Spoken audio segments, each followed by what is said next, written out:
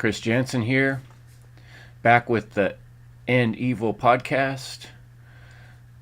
I thought this week I've got a topic I've been thinking on for quite some time. It's been coming up in quite a few conversations with various folks, and that topic is AI and transhumanism. So tonight I'm going to give you some of my thoughts on these topics. But before we get started, I just wanted to remind you guys that evil is the destruction of freedom. This podcast is dedicated to the book, The End of All Evil. There it is. I actually got the real book, ordered from a gentleman I met online named Brendan. And if you wanted to order your copies of End Evil, the book, contact me or get on our Telegram chat, and I'll point you towards Brendan so you can order from him. And hopefully at some point we will have the book available on endevil.life as a staple. But right now, head on over to endevil.life and check out all the many episodes and interviews and presentations that have been created in the past years, and make a small donation. If you go to contact Chris, you can find my email. There's links for Bitcoin, PayPal, or there's a couple different ways you can send a donation. An awesome thing that some subscribers have done is put $1 a month towards the podcast. And I encourage you to help out, become part of the show. You can get on the show. You can communicate with me. We can set up an interview. You can submit images or video clips. And if they're appropriate to the topic matter, I'd love to share your work on the show. I'm always encouraging people. The main goal and idea behind the End Evil podcast is to encourage others to talk about, think about, and understand morality and spirituality in this world, and how we can work towards a better future, how we can leave a legacy for our grandchildren, instead of the path we're on, which is one of certain destruction of freedom. And that's happening in many ways. And one of the fears in many of our minds right now is the advent of AI. So I've talked in the past about the Borg. In terms of collectivism, they are a perfect example of, like in Star Trek, gives us this example of how things can go terribly wrong when we have like a whole race of beings that are half robot or more, and their minds are totally controlled by a central being, most likely non-human if we're going in the AI direction. And a scary thought of this future that we're considering as becoming reality. And as we'll discuss in this presentation, we can see that this quickly already is reality in so many ways. The AI future, we actually have robots being delivered to people's houses at this moment, and people driving around in vehicles that are virtually robots. And humans have already integrated with the cell phones. And as hard as that is to admit, we've already become cyborgs to some level, especially when you consider many people's addiction to the medical system. And they couldn't live without things like dialysis or heart meters or various types of electrical digital technology installed into the human body.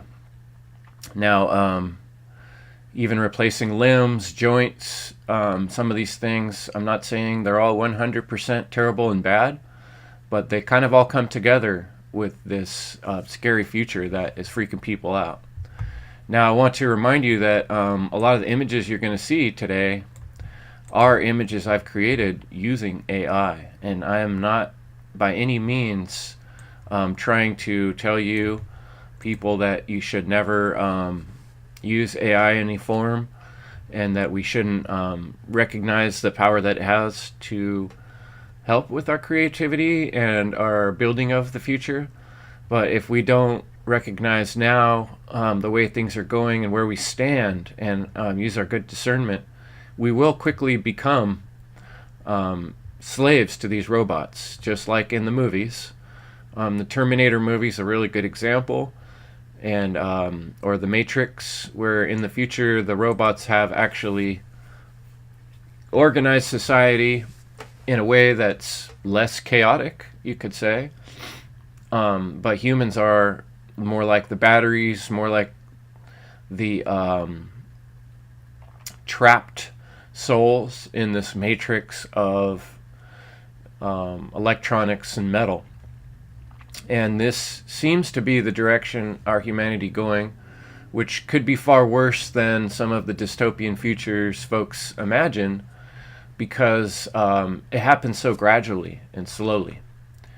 And we can see the cell phones are a perfect example of that. It starts out, oh, look at this cool new device. And then now, like, if you don't have that device, there's a lot of things in the world that you don't have access to. If you can't download an app at this point, you're going to have a hard time getting a driver license pretty soon. We're getting really close to that, but most of the modern services want you to go online, and mostly anything you purchase wants you to have some sort of application on your phone, scan a code and such, which is convenient, but it also kind of it's like a bait that drags us into using it and getting used to it being part of our daily lives, which is a dual-edged sword. As I said, I'm using AI to create these images, and I think that it's a great way to work on creating art and creating presentations. In fact, I would like to do a future episode showing folks how I do that, how I create presentations in a short amount of time, and how it's really helpful to use AI art. But the merging of AI and humans in society and in the world comes along with a lot of fears and concerns. We've got job displacement, people losing jobs, the concern that automation will go across various types of jobs and businesses, and unemployment and economic instability because of it. I can see that going both ways. There's also economical advantages that can be garnered. But one thing I've noticed in my lifetime, being a person who uses my hands with tools and construction work, is that more and more items, materials you get are kind of like modular, like things are pre-built. Whole houses you see being shipped down the road, eliminating the need for the craftsmanship. So through my career, I've had more and more to go to wealthier people and work in more custom type homes and situations, because there's less money and less need for someone that can just bang framing together and put on siding. Now robots can do that virtually. We're getting really close. Another big concern in the world is loss of privacy. We all know that on the internet space, you really have no privacy at this point. And anywhere you take your cell phone with you, which is virtually everywhere, no one, you or anyone around you, has any kind of modicum of privacy. Now, some people are working hard, I've seen in the freedom movement, to create different types of phones. I heard them talking about that in Freedom on the Rocks. And I know, like on my friend Shane's website, Liberty Under Attack, he does the Vanu podcast. There's some options on his website to get machines that have been created specifically to protect your privacy. But it's very technical work at this point to try to protect your privacy to any extent. It takes a lot of work on your part, and money and energy, and that's just going to get harder. So with that, we lose autonomy, and those in power, psychopaths or not, or AI at some point, has access to more control over critical choices in society and everyday things that we handle and do, down to fruit. I was trying to get the AI to draw an image of these robots bringing food to the humans. And I don't know, it just really didn't like that idea, and it wouldn't quite do it. But see, it's not quite following my orders here, you know. But with that, like what I was thinking about with these images too is the social isolation aspect. We've really seen this social isolation grow stronger since 2020 with the COVID. I remember in the 2-3 weeks following the lockdown that I did not obey, I'd be out driving around and going to work. Luckily, I was called necessary because I was building homes at the time, and we were able to keep working. And I had a boss who I was working for, a contractor who was also kind of like not into following rules, which I appreciated. But as you drove around, it was a literal ghost world. And I lived in a town that was normally thriving. 7 o'clock in the morning, if you waited till 7:30 or 8, like it would be 15 minutes different of a drive to go half an hour, would now take 45 minutes because there'd be so many cars on the road. And during the following 2-3 weeks when people were locked down, it was a literal ghost town. There was no one on the road, no one on the streets. And I remember driving up and down through neighborhoods and just thinking, all those people are inside of their homes. And that's just a taste of the future from my point of view of what could happen, of what potentially is on the way to happening. And it is a major concern of mine because people have become used to, especially in areas that are more densely packed and isolated in cities, a certain type of individual lifestyle that does not have any need or necessity for a community. And that has all through history been one of the things that ties humans together, that creates the good type of culture. I say that because in the book The End of All Evil, Jeremy Locke approaches culture as evil. And I think what he means by that is that we have created a culture of slavery because we've been allowing and being part of the slavery system for so long as beings, that most of our culture is built around slavery or in reaction to various forms of slavery. And that is why almost every type of culture that exists has some servile, lack of responsibility, appeal to authority involved in the cultural motifs that we've created as society, as people. But I think the more you go back into different times in history where people lived in more remote areas or more off the land, you'd see that working as groups and trading and having goods was a necessity. And it creates a certain strength in people, especially having shared history through values and through the sharing of mythical stories that help teach the young, and the sharing of realizations about where to find food, how to grow food, how to hunt, how to survive on the land. These things are more and more have been lost and are being lost completely on the modern generations.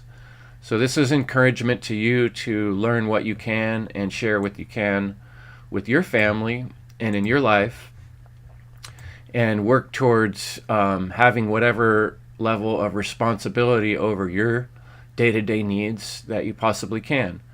Now, most of us are alone to an extent, especially if you're kind of new to realizations about truth. And by that I mean our world is very much controlled by evildoers, and many people are still in a fantasy, kind of like not admitting that that's the case, or they don't want to see it for what it really is. They want to kind of stay in their own personal bubble. You can watch Netflix, movies, eat popcorn, go to work, and come home for many, many years and kind of just keep your eyes closed to the bigger picture of what's happening gradually and slowly, which is a degradation of humanity in all of its forms, from the workspace and the way we interact with one another. Just a common courtesy of humans come first before the screens, or humans come first before the things written on paperwork. But we live in a world where you can get put away for your entire life by words on a paper that may not even really apply to what you have or haven't done. And can you imagine how that's going to be when the administrators of justice are bots? And we're quickly getting there because people are already robot-like in their thinking. Take a trip to the DMV and try to explain your situation, and if you don't fit into their little boxes or their tax code or whatever, there's only so much arguing you can do. They just say, no, this is what you have to do. And you have little choice because at this point you're a puppet in this world. And, I think the story of Pinocchio trying to become a human is one that has intrigued me for many years, especially since my last trip to Disneyland, when really thinking about that story and how true it is. The temptation to go off into the fun world where they're smoking cigars and there's no responsibility.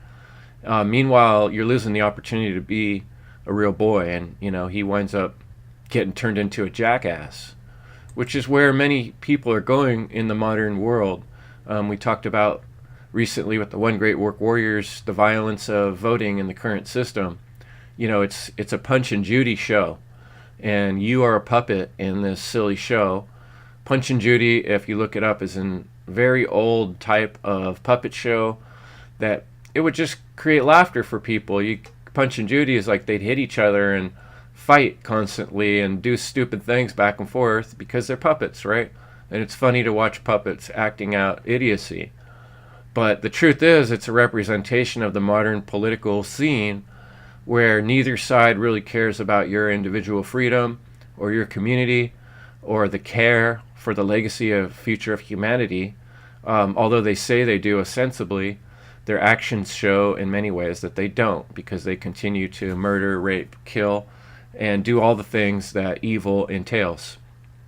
So, you can completely ignore the Punch and Judy show. That's a simple thing you can do. Don't even get yourself involved with it. Why would you? We got better things to do. Look, we have a serious problem, and I describe it as the Pomeranian in the bag problem. We've been raised in a society that makes it really easy to find food, that makes it really easy to just live and survive without communing with other individuals, without coordinating complex plans, without thinking far into the future, without looking at the big picture. We're coddled in many ways. Like people get a little bit wet and then they get really upset, or a little bit cold, or a little bit too hot, and we had to turn up the temperature. We got to turn down the temperature. We need to get everything perfect. Oh, I got my fingers dirty. Whatever shall I do? I have germs on me, bacteria. This all comes from, like, if using crutches and never taking those crutches off, like your legs and bones won't heal properly, And that's kind of like the idea of these Pomeranians. It's like people carrying around a dog in a purse. That little dog never really gets strong, robust legs because it's not running around on the ground and it's not interacting with nature. And so we're, as a race, very much that way, especially here in the States. A lot of people are circumventing the challenges of growing up and interacting with other human beings because they've been adopted by the state in so many ways, provided for with a paycheck every week, or a check to cover the food, and then the store has pre-made 90% of the food they're taking in. Their body gets so out of control, and then they wind up in the medical system, which gives them a bunch of pills so they can feel okay. But really, they're isolated in their own body, like a robot in the Matrix, watching the Matrix's shows day in and day out, and kind of being subtly indoctrinated and prepared for the future that's surely coming, that's on top of us. So do you want to learn how to be programmed by the computers, or do you want to learn how to program the computers? That's why I do encourage people, this is a boiling crab situation or boiling frog situation. You boil crabs by putting them in the cool water, or the water they're used to, the normal temperature, and slowly turning up the heat little by little. This is what David Icke calls the totalitarian toe step, or what does he call it? Footstep, tiptoe. There you go. Totalitarian tiptoe. Like little by little implementing things. Like I said, we got used to the cell phones. We got used to talking to the AI and asking our computer questions, and little by little, pretty soon, a robot delivering your mail. It's showing up with a drone. Just people like, great, that's so convenient. Look how much this Amazon type style of delivering things to your house in the last 5 to 10 years has become ubiquitous, where it was rare, even that long ago. So we see these things changing. Many of these things we don't have a lot of control over. But do we want to actually get boiled in the sauce with all the other crabs? Or do we want to learn to be able to jump out of the pot as it's boiling? How do we have a foot in both worlds? It's certainly not easy. Like in the story of the Star Trek The Next Generation, we had one of the best characters was Beta, that the robot guy who was like able to always figure things out, and he could fight better than humans because he was faster, and like he was a great asset to their team. And then Geordi, I think, was the name of the guy with the visor. Here, a blind man can see. Not quite the same as a regular vision, but he had even some special things that other people couldn't see because he had his visor. I'm pretty sure there was a whole episode where he saved everybody's life because he had this, ability. And this is how the transhumanism and AI is sold to the public. And, like I said, there are aspects of this technology that we may see as advantageous. But if we go forward without morality and spirituality to even things out and kind of be able to discern, wait, could this harm others? And we just go forward as a race, as a culture, as a people, we're just getting boiled like crabs, because those who are in power, those who have authority, will always push this in the direction of works best for them. And that's what's not going to work best for the individual. I was always intrigued by Star Trek, the show, but looking back now, I can see how Star Trek was very much a propaganda show that was likely funded by some of the deeper state, dark occult entities, because what it has done is prepared our minds for this as a glorious future. The Star Trek crew is very much portrayed as heroes, kind of reminds me of people coming to this new country of America and discovering, the new world, right? And actually imprisoning and cutting the hands off the native people living here, rather than, well, some integrated. And, the whole Star Trek idea was that they could go travel around and discover and explore new worlds, but don't mess with it. Don't change their cultures. But, of course, they did just the opposite. Kirk would show up and get it on with whatever woman looked good, and they'd get in fist fights with the locals and always totally change and affect the outcome of these people, and impose their will and their own idea of morals, which was obviously corrupted because they're all living with this right on their chest, the symbol of the that has sort of become the symbol of the dark occultist. Wasn't originally the square and the triangle, the square and the compass of the stonemasons, of the Freemasons. I'm sorry.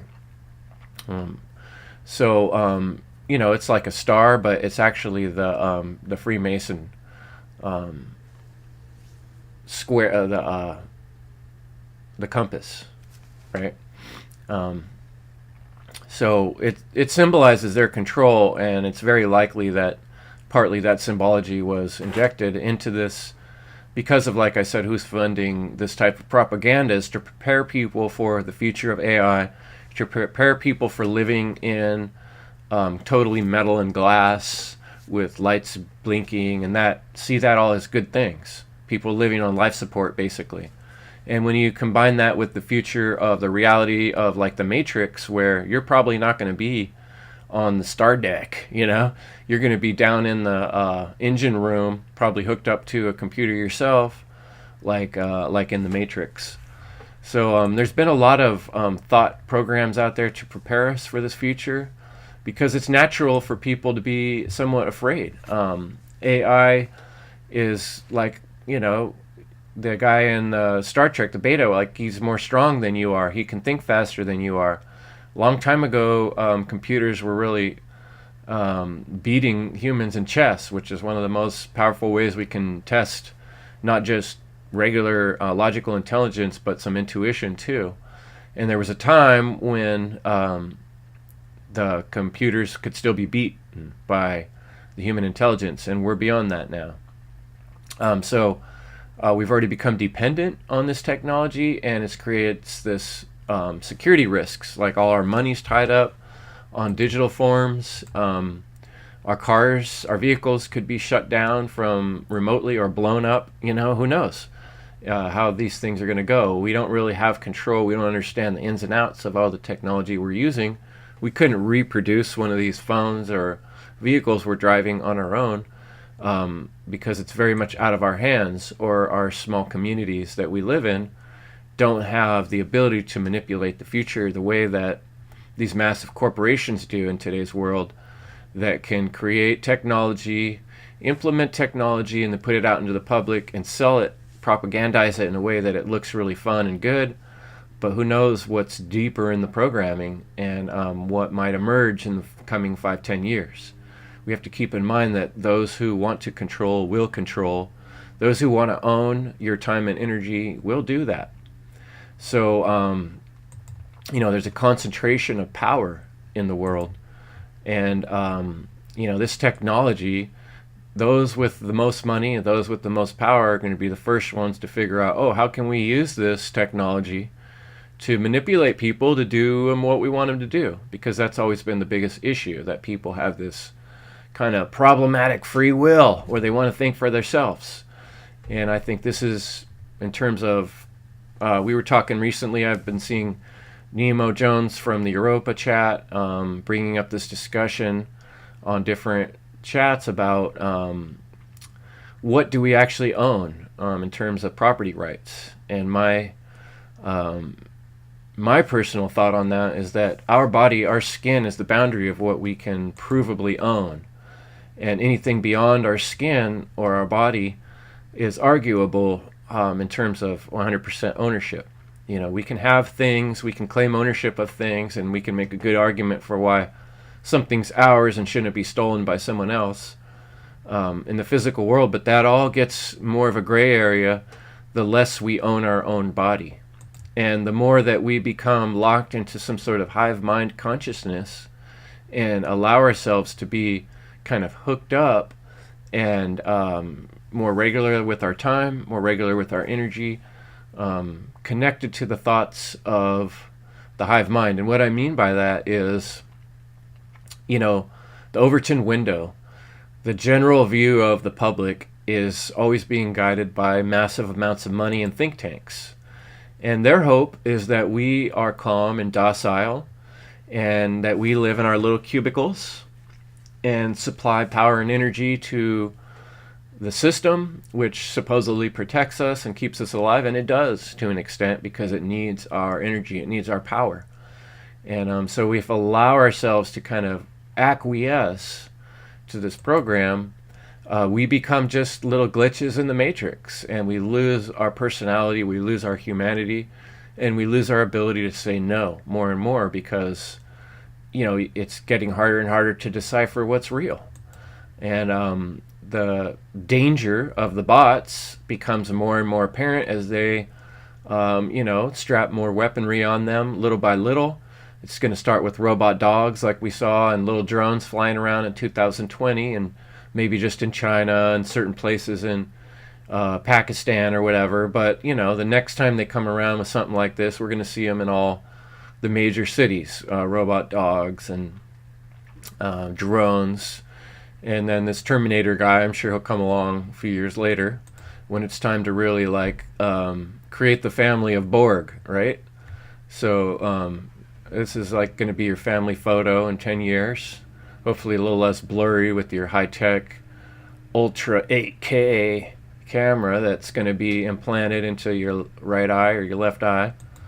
And we can go around zapping one another when people don't do things right. We can just make them do things the way we want them by force. And that's the idea of the globalists. That's the idea of the hive mind. And that's the idea of people when they support government and they say that's what order is. This is the order of your future. Getting sucked into this giant cube of metal and glass, being imprisoned in your own home, and not having like artistic expression, not even being able to reach that aspect of your being. So how do we fight this? You know, Sarah Connor's the good symbol of the feminine aspect that still cares about humanity, that cares about the future. And so we all need to ignite the Sarah Connor aspect of our personality and realize that we do have to fight for our autonomy in many ways. We have to claim it. Some of these simple things like exercising your body, exposing your body to cold and hot, running, jogging, spending time with other human beings, discussing things, stretching our mind, reading old books, you know, continuing to look towards the future and ask ourselves, where are we going? What am I doing with my time? What do I want to be doing with my time in the next 5-10 years?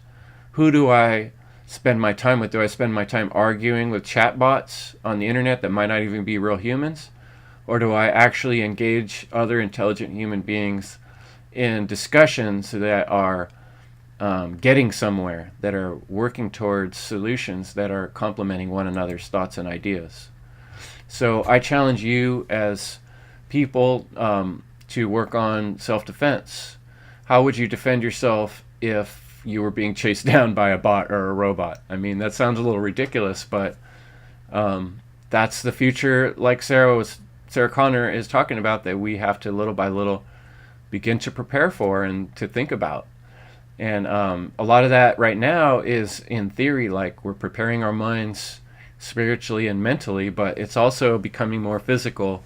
How are we going to defend ourselves when we lose the control that we see fading around us of our own personal choices? And a lot of that is just being more responsible and taking responsibility for whatever we can, whether it's food, water, where we live, where we travel. As much as you can become conscious and make decisions and learn to cooperate and coordinate with 1, 2, 3 other people that you can really trust, that you share principles with, the better chance we have to create some sort of resistance for the future and some sort of safe place for people to go. So all that being said, I really want to thank you folks for coming to the End Evil podcast, and head over to endevil.life, and you can also check out chrisjansen.com. I would really appreciate sharing the show. Check out YouTube. We're getting real close to I think I'm just about to reach 700 subscribers. So if you haven't subscribed yet on the YouTube channel, do that. You can check out my tap link. It's generally in the comments of all these. We're on Rumble now. Starting a Patreon soon. I have a lot of exciting announcements coming up soon, but they're all kind of in gestation, growing from the egg period right now. Not quite ready to announce the big stuff, but I'm working on a short, how could you call it? It's like a very short movie, animated movie, and it's a fictional story that is meant to teach deeper concepts, and it's kind of what this presentation is based on, AI and transhumanism. And then we're starting to talks about Funnel 4 coming together in February. We're looking towards right now, and that'll be announced soon, assuming everything goes as planned. And One Great Work Warriors are going to keep having a video for you. We got some topic ideas for the next 2 months, so looking forward to sharing those with you folks. interview with Nate Cap. If you guys haven't seen Nate Cap's Earth Brain 3, I highly recommend to check that out at cubbyhole.com. Always try to send people over to whatonearthishappening.com. Mark Passio's How to Become the True Media course is a terrific way to learn some of these skills to present. And that's one of the things we can do in this world right now is spread information, talk about ideas and tactics. They haven't completely clamped down on our ability to speak out, so let's do it while we can. We need more of you in that fight. More Sarah Connor attitudes out there. And our bazooka right now is our voice. And so that's what I'm encouraging you to share. And this podcast might be a way for you to share your voice, connect with me. You can find my email address, like I said, on andevil.life or chrisjansen.com. And make a difference. You know, we don't want to see our grandchildren imprisoned by the bots or the dark occultists or the AI hive mind. So we got to do something about that. And right now, the best thing to do about that is work on your personal responsibility and then speak out about the importance of spirituality, the difference between right and wrong. And natural law is ultimately the understanding that will help us understand and discern when things are right or wrong. Because then we can kind of see the trajectory of things and understand why a thing is wrong from a base hermetic level. Anyway, there's a lot of discussion on that. If you look on past episodes, What is Natural Law with the One Great Work Warriors, I highly recommend. And with that, evil is the destruction of freedom. And I'll see you next week. Thanks for coming.